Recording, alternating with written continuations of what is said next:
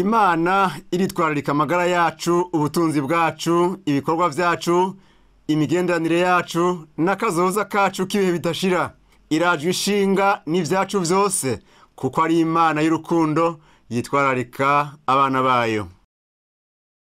Ijambo ry'Imana rirabandanya gukora ku mitima riciye mu kiganiro Nkorako Mwami, ikiganiro kigizwe n'inyigisho za Dr. Charles Stanley. Mu isezerano rya kera, Imana yashize kenshi abantu bayo mu bihe bigoye kugeza aho barengegwa, bakabura ayo bacira n'ayo bamira. Iyumvira inkuru za Yosuwa, Gidiyoni na Mose kwa Farawo.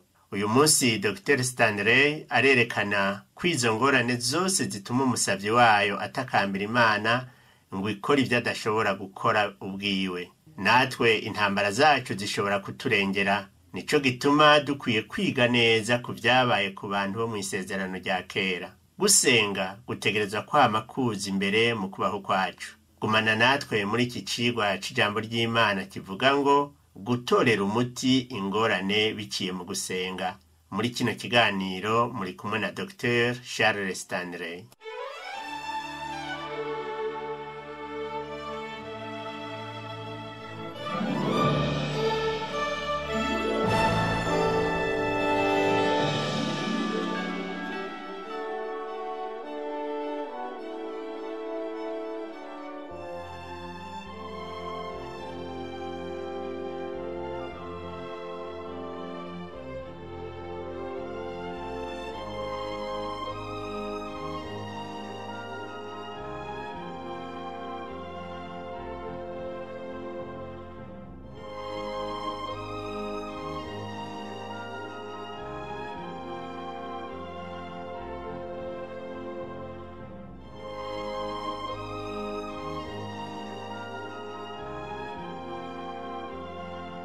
Iyo uhindutse ukaba umwana w'Imana ntibisobanura yuko ingorane zawe zose zica zihera. Ni kenshi twumva abantu bagenda bavuga bati kuvaho mbere y'umukristo nagize ingorane nyinshi cyane kurusha n'izo nari mfise ubwa mbere na mbere. Birashoboka ko woca mu bihe bigoye utigeze ubona imbere yuko uhinduka. Ariko umenye yuko waba umukristo canke waba udakijijwe ingorane zose zamaho mu buzima bw'umuntu. Ariko hano hari itandukaniro hagati y'uwakijijwe n'utarakizwa. Umaze guhinduka umwana w'Imana ugira ubutunzi buhambaye bw'Imana, Imana y'urukundo, bukurongora, bugufasha, bugukomeza, bukagufasha guhangana n'ingorane zose zo mu buzima bwawe.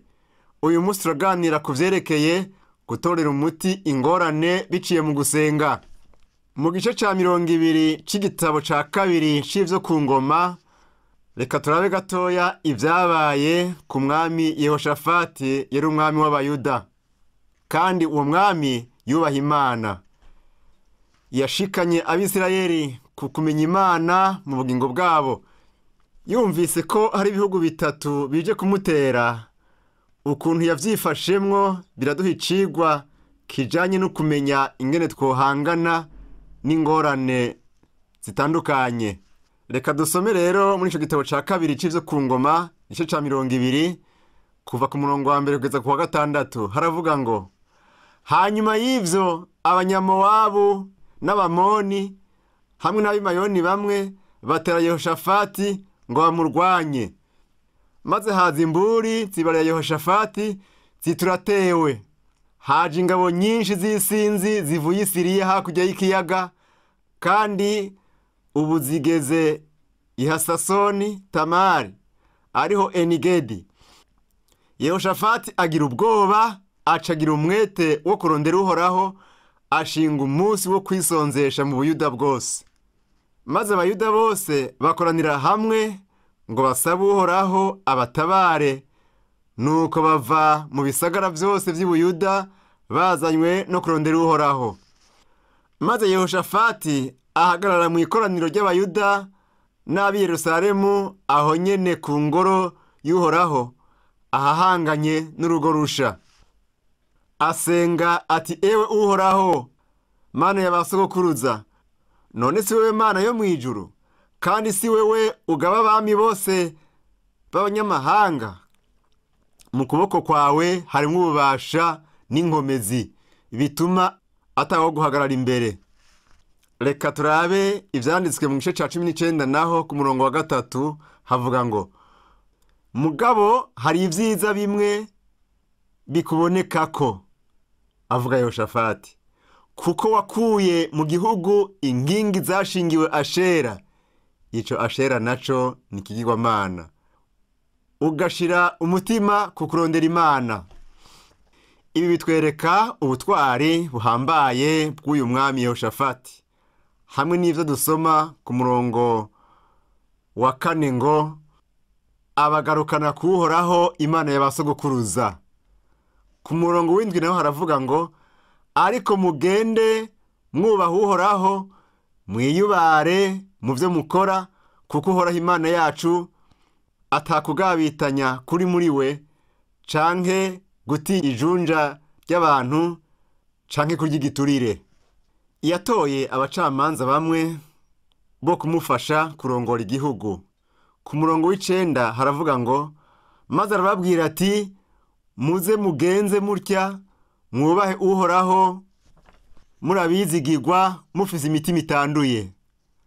Agace ka nyuma ku murongo wa 11 nako karavuga ngo, nuko nimukovye mukore, kandi Uhoraho azabane nuca iziroranye. Hano rero hari umwami yubaha Imana, arongoye abantu bayo, akora igikorwa ciza, arongora abantu bayo mu nzira zo kugororoka. Yamara mu kanya gato havuye haza umwansi. Ico tugomba kwigisha hano ni ingene dutora umuti w'ingorane zacu biciye mu gusenga. Benshi muri twebwe tuje dutangura guhamagara abagenzi, tugahindukirira abandi bantu. Yamara Imana ifise umuti. Ikintu ca mbere twomenya nuko Imana yitaho ingorane zacu. Kumenya ko Imana itwitwararika ikatwitaho biduha intege zo gusenga twizeye. Igihe wewe nanje twakiriye umwami Yesu Kristo nk'umukiza, Bibiliya ivuga yuko Imana icigirana isezerano natwe. Muri rya joro Yesu yatanguza ingaburo yera, turasoma mu butumwa bwa Luka igice ca 22 ku murongo wa 20 ngo, n'igikombe akigenza atyo bahejeje kurya, arababwira ati, iki gikombe ni ic'isezerano risha ryo mu maraso yanje abaviriye. Ico yavuga cari iki ngo, ndiko ndagirana isezerano namwe, amaraso y'amapfizi n'impene n'intama ntagikora, amaraso yanje azoseswa ku bwanyu.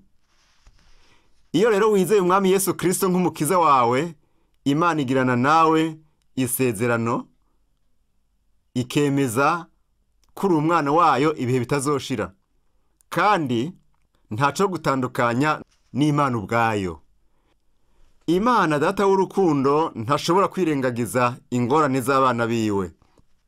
Yesu aravuga mu isengesho ryiwe mu butumwa bwa Matayo 6 umurongo w'9 kugeza kuri 13 ngo, musenge mutya muti, data wa twese wo mwijuru, izina ryawe ryubahwe, ubwami bwawe buze, ivyo ugomba bibe mu isi nk'uko biba mu ijuru, uduhe ivyo kurya dukwiranye uyu munsi, uduhebere imyenda yacu nk'uko natwe twahebeye abari mu myenda yacu, kandi ntutujane mu bitwosha nabi, ariko dukize wa mubi, kuko ubwami n'ubushobozi n'icubahiro ari ivyawe ibihe bidashira. Amen. Hanyuma kandi wiyumvire kuvyo usaba. Avuga nk'akarorero ko dutegerezwa kuyisaba ivyo kurya dukwiranye uyu munsi. Dutegerezwa kuyisaba kuturinda wa mubi. Aravuga ngo, ntutujane mu bitwosha nabi, ariko uturinde wa mubi. Utegerezwa kandi gusaba guharirwa. Utegerezwa mbere no guharira abandi. Ahandi dusoma ni muri Zaburi 55 umurongo wa 22 havuga ngo, ukorere Uhoraho umutwaro wawe, nawe azokuramira, ntazokwigera akundira umugororotsi kunyiganyizwa. Vy'ukuri iyaba Imana ititaho ingorane zacu ntiyovuga ngo unkorere umutwaro wawe, unkorere ingorane zawe, unkorere amaganya yawe. Kandi uravye muri Zaburi 56 ku murongo w'9 hari ikindi kintu cerekana ko Imana inezererwa ibintu bitunezera. Haravuga ngo maze abansi banje bazosubizwa inyuma ku munsi nzotakambako. Ivyo ndabizi kuko Imana iri mu ruhande rwanje. Iyi ni Imana iri mu ruhande rwacu, iri mu ruhande rw'abana bayo. Turasoma muri Zaburi 68 ku murongo wa 19 naho ngo umwami ahimbazwe atwikorerera umutwaro uko bukeye, niwe Mana itubera agakiza. Imana yacu nta na kimwe kiyinanira, ariko kandi nta numwe ashobora kwihagarara imbere. Ivyo bisobanura yuko igihe wewe nanje dufise ingorane dushobora kuja kuri Data wo mwijuru, Data w'urukundo, wewe yitaho ico cose kitwerekeye. Imana rero iritwararika amagara yacu, ubutunzi bwacu, ibikorwa vyacu, imigendanire yacu n'akazoza kacu k'ibihe bidashira. Irajwe ishinga n'ikintu cose kitwerekeye kuko ari Data w'urukundo. Rero ubutumwa bwa mbere buhambaye nuko Imana yitwararika ingorane zacu. Ikigira kabiri ngomba ko wo kwandika niki: Imana yacu irahambaye, irengeye ingorane zacu. Mbega twota umwanya dusenga kubera iki mu gihe Imana yoba itarengeye ingorane zacu? Twese twoba turi mu vyago namba Imana yoba itarengeye ingorane zacu, kuko nta numwe atigeze aronka ibimugora. Reka tuzingurure mu gitabo ca Yeremiya 32 ku murongo wa 17 naho haravuga ngo ewe mwami uhoraho, erega ni wewe waremye ijuru n'isi, ubiremesha ubushobozi bwawe buhambaye n'ukuboko kwawe kuramvuye. Nta kintu na kimwe kikunanira. Ijambo rihambaye niri rivuga ngo nta kintu na kimwe kikunanira. Umurongo wa 27 nawo uravuga ngo ehe nduhoraho Imana y'abariho bose, mbega hari ikintu na kimwe kikunanira? Nta kintu na kimwe rero kinanira Imana. Rero igihe wewe nanje tuje kuri yo tuvuga tuti mwami hariho ivyo ndiko ndacamwo, ikintu kimwe nzi nuko Imana yanje irengeye ingorane zanje izo arizo zose. Irazi ingorane iyo ariyo n'ibindi vyose bijanye nayo. Irazi igihe izomara kugira ngo itore umuti w'iyo ngorane. Igihe kigeze cyo gutorera umuti ingorane biciye mu gusenga, ibintu bibiri vya mbere vy'urufatiro ni ibi: ntegerezwa kwizera ko Imana inyitaho. Ica kabiri naco ntegerezwa kwizera Imana ko ari nini cyane kuruta ingorane iyo ariyo yose noba mfise.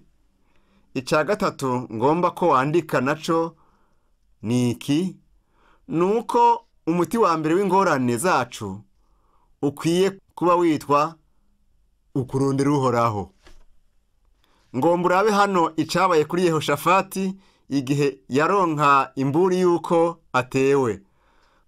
Turasoma ivyiwe mu gitabo ca kabiri c'ivyo ku ngoma igice ca 20 umurongo wa 3 ngo Yehoshafati agira ubwoba, acagira umwete wo kurondera uhoraho, ashinga umunsi wo kwisonzesha mu Buyuda bwose. Wovuga uti utegerezwa gusenga kubera ko ufise ubwoba? Ni neza cane. Mbega ndategerezwa gusenga igihe ntafise ubwoba? None ni ryari ntegerezwa gusenga? Umuntu umwe yaravuze ati uvuga ko nsenga kuko ntewe n'ubwoba. Neza cane, kuko nta muntu numwe kuri iyi si afise inkomezi muri we adashobora kwerekana ikimenyetso c'ubwoba igihe haje kuri we ingorane iyo ariyo yose. Mbega twebwe iyo dufise ubwoba tubumarana igihe kingana iki? caba kinini caba gito, igikuru nuko worondera uhoraho. Uko niko Yehoshafati yakoze. Mu gace ka nyuma k'umurongo wa 3 muri ico gitabo ca kabiri c'ivyo ku ngoma igice ca 19 haravuga ngo ugashira umutima ku kurondera Imana. Aha n'igihe Imana yariko irakorera mu bugingo bwa Yehoshafati, hari umunezero n'amahoro, amahirwe mu bwami bwiwe. Yehoshafati rero yari asanzwe yarimenyereje kurondera uhoraho. Mugenzi, namba ugomba kuba witeguriye ingorane mu bugingo bwawe, rondera uhoraho naho hoba atangorane ihari. Namba urondera uhoraho gusa igihe ushikiwe n'ingorane, uzogira ibyago vyinshi. Uzogira ingorane zo kwihanganira amarushwa amwamwe ayazogushikako akakumarako igihe kirekire. Ariko naho twoca mu ngorane zikomeye, tumenye yuko ari kenshi Imana ikoresha izo ngorane nyene mu kutwigisha ukuri guhambaye dukwiye kumenya. Igomba ko tumenya yuko yama yiteguye kudukorera ivyiza. Mu gihe cyose rero wewe nanje duhanganye n'ikintu ico ari cyo cyose, ingorane iyo ari yo yose, ijambo rya mbere ryosohoka mu kanwa kacu ritegerezwa kuba ngo data. Tuzoba turiko turerekana yuko ari we duhanze amaso. Imana itwumva, Imana iri kumwe natwe, Imana yiteguye kudutabara muco twoba turiko turacamwo ico ari cyo cyose. Imana irashima kumva twatura iryo zina. Ikigira kane ngomba ko wandika ni iki: Imana kenshi igomba ko dushiremwo abandi mu masengesho yacu no mu ngorane zacu. Irashima yuko twifatanya n'abandi mu masengesho yacu no mu ngorane zacu. Turasoma mu gitabo ca kabiri c'ivyo ku ngoma igice ca 20 ku murongo wa 3 ngo Yehoshafati agira ubwoba, acagira umwete wo kurondera uhoraho, ashinga umunsi wo kwisonzesha mu Buyuda bwose. Yamenye yuko iyo ngorane bidakwiye yuko yoyisengera wenyene. N'ubuntu bukomeye kugira umuntu canke umugwi w'abantu mushobora gusangira ikiri ku mutima. Umuntu ashobora kukubwira ikiri ku mutima. N'ubutunzi buhambaye cane gusengera hamwe n'abandi, baba abana bawe canke yaba umugenzi canke umugwi wo gusenga. Sinzi ikintu coza kiruta ico mu kuturemesha mu masengesho yacu. Mfise ishimwe rinini ku Mana kubwo abantu bamfashije bakamfata mu mugongo mu kunsengera. Namba ufise umuntu wizigira mushobora gusengera hamwe muhuje umutima n'inama, ico ni kimwe mu butunzi buhambaye ufise. Rimwe na rimwe Imana igomba yuko twofatanya n'abandi mu ngorane zacu, kumbure kubera ko igomba ko dusangira n'abandi imitwaro yacu. Haraho kuba ari kubera ko igomba gukora ikintu mu bugingo bw'abandi. Ishobora kandi gukomeza ukwizera kwabo. Ishobora kuba igomba kubategura kubera imitwaro, amarushwa canke ingorane bagiye gucamwo. Muri ivyo vyose, iyo dusengeye hamwe, Imana ikomeza ukwizera kwabo, bakamenya inzira y'Imana, bakamenya uko Imana ikora. Imana irahimbarwa no kubona abana bayo bafataniriza hamwe mu kwikoranira imitwaro. Umuntu akumva ko uwundi amubereye igice c'inyishu y'amasengesho. Urabona umwami Yehoshafati yamenye yuko Imana itagomba ko yifasha wenyene gutorera inyishu ingorane ziteye igihugu. Kandi ico tubona nuko ikora mu buryo butangaje mu kuzana inyishu. Ariko habaye iki mu kuzana abandi muri iyo ngorane yariko aracamwo? Yashize hamwe abo mu gihugu cose barisonzesha, basengera hamwe, bikubita hasi imbere y'Imana. Hari ibanga rikomeye cane iyo abantu b'Imana bayitakambiye, bakayitura, barondera inyonga zayo. Igihe uvuga uti data, birakwiye kumuha akanya ko kukwishura. ntushire hejuru uburemere bw'ingorane zawe, ahubwo shira hejuru imigenderanire yawe na data wo mu ijuru. Igihe wewe nanje tuvuga ngo data, icyo tuba turiko turakora, tuba turiko turafata ikibanza ciza c'abahungu n'abakobwa b'Imana. Kandi nk'abahungu n'abakobwa b'Imana yadusezeraniye kutumara ubukene bwose dufise. Yadusezeraniye kwishura ugusenga kwacu. Iravuga mu Baheburayo 13 ku murongo wa 5 ngo ntaho nzoguhemukira, ntaho nzoguta.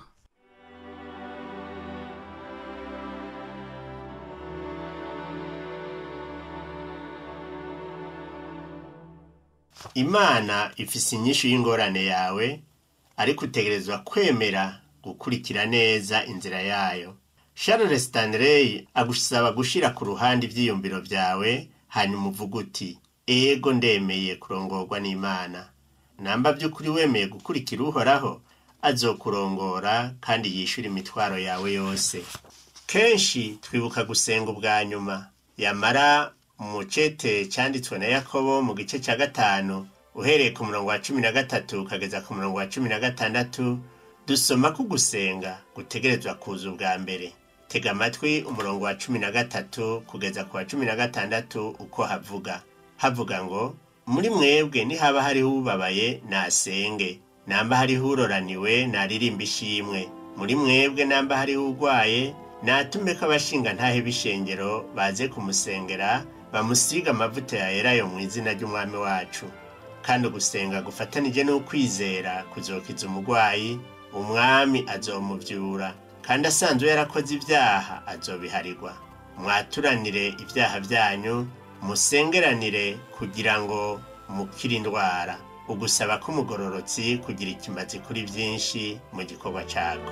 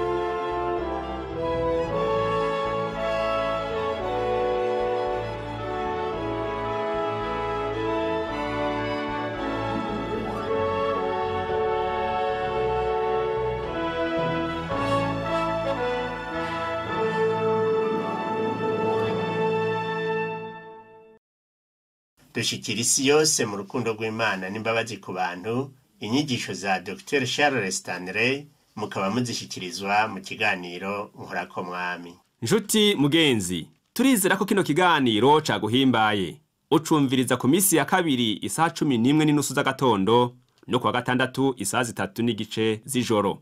Ukaba wifuza gushigikira kino kiganiro canke kuronka zino nyigisho canke kutubwira ingene ugenda ufashwa nazo, bariza mwishirahamwe Transworld Radio hano mu gisagara ca Bujumbura, ibarabara ryitiriwe Ubufaransa, hambavu y'ishengero Anglikane ariryo Cathedrale Sainte Trinité, canke udutelefone kuri 22 24 26 57 canke 79 741 993.